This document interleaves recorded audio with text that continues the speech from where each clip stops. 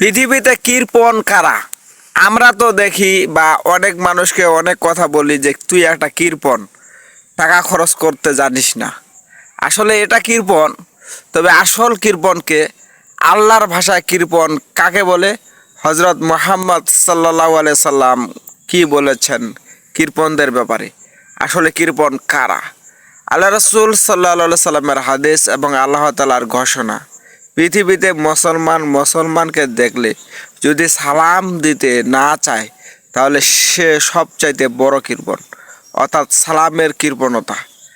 আসুন আমরা সবাইকে সালাম দেব, আসসালামু আলাইকুম ওয়া রাহমাতুল্লাহি ওয়া বারাকাতুহু। এবং আমার ভিডিওটা যারা যারা দেখতেছেন সবাইকে আমি সালাম দিচ্ছি, আসসালামু আলাইকুম ওয়া রাহমাতুল্লাহি ওয়া বারাকাতুহু। সবাই আমার সালামের জবাব দেবেন, ভালো থাকবেন, সুস্থতা থাকবেন, তাহলে কৃপণতা আমাদের থাকবে না ইনশাআল্লাহ।